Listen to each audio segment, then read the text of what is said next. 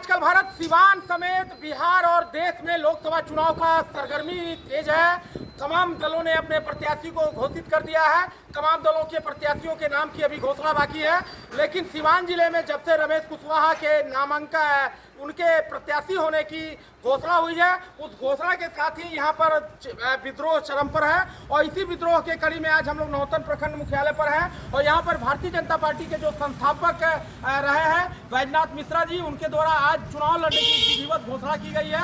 और इनके घोषणा में से लगभग इस अंचल के अधिकांश भाजपाई सहमत हैं और इन भाजपाइयों के सहमति के साथ ये आगामी दिनों में नामांकन के लिए तैयार है। हम आपको बता दें कि आज ही के दिन रमेश कुशवाहा अपना जदयू का सिंबल लेकर के सिवान पहुंचने वाले हैं, लेकिन आज बैजनाथ मिश्रा के घोषणा के बाद तमाम जो भारतीय जनता पार्टी और जदयू के नेता हैं उनके पेशानियों पर बल आ चुका है। और ये सारे नेता इस असमंजस में हैं कि जब भारतीय जनता पार्टी का कार्यकर्ता विद्रोह करेगा तो यहाँ एनडीए की जो नैया है वो कैसे पार होगी। हम आपको सीधे जोड़ते हैं जी, आपके एनडीए गठबंधन द्वारा जिस तरह से रमेश कुशवाहा को आनन फानन में प्रत्याशी घोषित किया गया, जदयू से विधायक थे, बावजूद उसके पिछले चुनाव में उन्होंने वामपंथी नेता और वामपंथी दलों के साथ गठबंधन का मदद किया और उन्हें पुनः जिस तरह से टिकट दिया गया है, क्या लग रहा है आपको? चुनाव वो लड़ने आ रहे हैं तो यह नहीं लग रहा है कि भारतीय जनता पार्टी के कार्यकर्ताओं की यहाँ उपेक्षा हो रही है?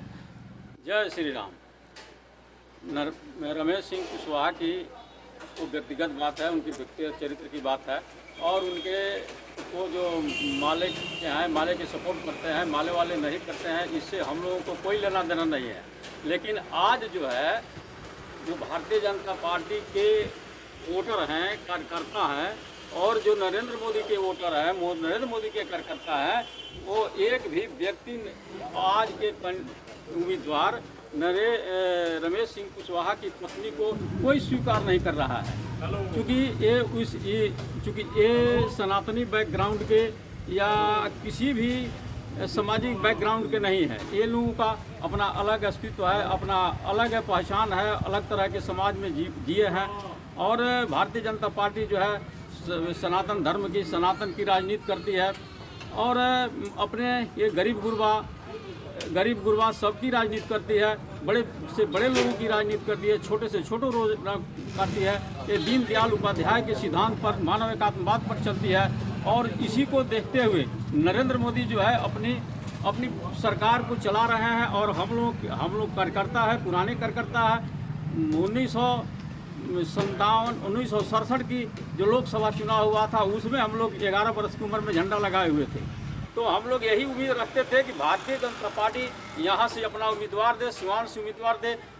जनता जो है चाहती है कि यहाँ नरेंद्र मोदी का कोई उम्मीदवार खड़ा हो और हम लोग उसको जितावें।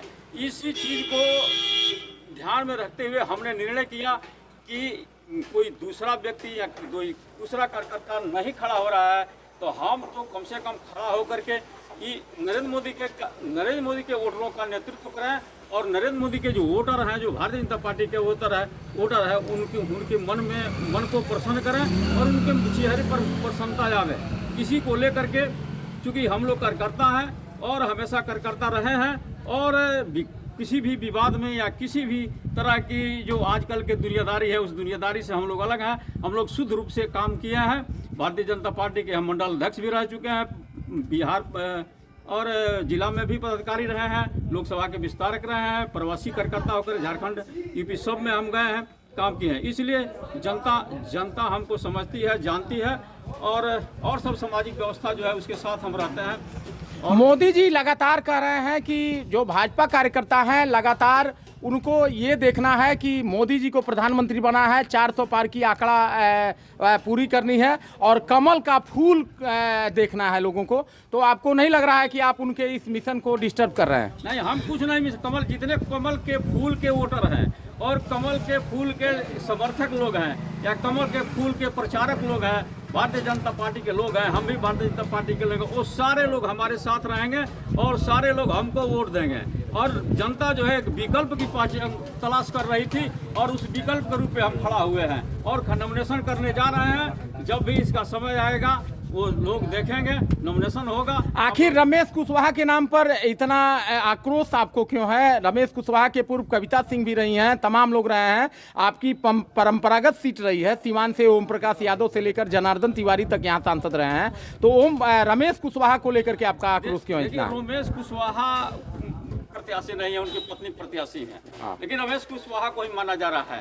रमेश कुशवाहा से हमको व्यक्तिगत कोई दुश्मनी, व्यक्तिगत कोई बात नहीं है, वैचारिक बात है। यहाँ की जनता नहीं उनको पसंद कर रही है, तो हम लोग कार्यकर्ता पसंद करके क्या करेंगे? जो नरेंद्र मोदी के वोटर हैं नहीं चाहते हैं उनको वोट देने के लिए, तो वोट जो है कहीं तीसरे जगह चला जाएगा, वो भी उचित जगह नहीं हुआ। इसलिए उचित जगह वोट को रखने के लिए और उचित व्यक्ति को पार्लियामेंट में भेजने के लिए, और हम भी जाएंगे, जिस भी सिंबल से जाएं हम भी जाएंगे। तो हमारा भी सिंबल वही कमल छाप है, और उसी कमल छाप के साथ हम भी रहेंगे, और जनता हमको सपोर्ट करेगी, जनता हमको आशीर्वाद देगी।